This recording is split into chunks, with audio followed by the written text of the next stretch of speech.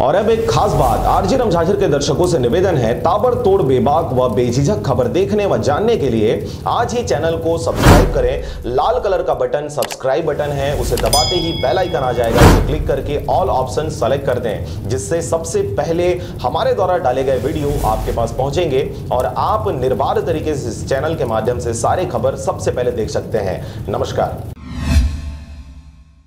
आप देख रहे हैं आरजे रमझाझर और मैं हूं पुखराज सिंह। भूपेश सरकार के 2 वर्ष पूर्ण होने की कहानी लोगों ने उबासी मारते हुए सुनी। भूपेश सरकार की उपलब्धियों को श्री रविंद्र चौबे द्वारा सुनाया जा रहा था। आप भी थोड़ा उबासी रोक कर जरूर सुने यह कहानी।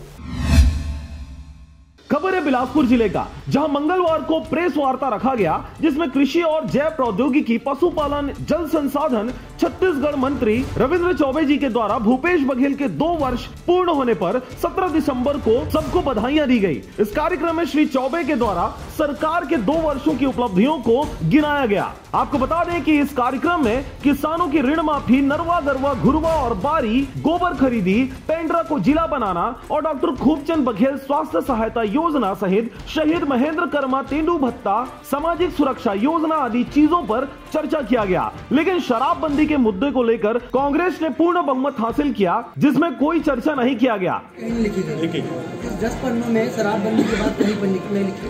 2 साल की उपलब्धियों को मैं कह रहा हूँ। अतिक्रमण के चलते जो नाली बनते जा रहे हैं और नदी नाले बनते जा रहे हैं। इसके साथ ही कवर्धा जिले में हुए सतनामियों के साथ अत्याचार पर भी किसी भी प्रकार की कोई जवाबदारी नहीं समझी गई। बिलासपुर से अमित पाटले की रिपोर्ट, आरजे रमझाझर।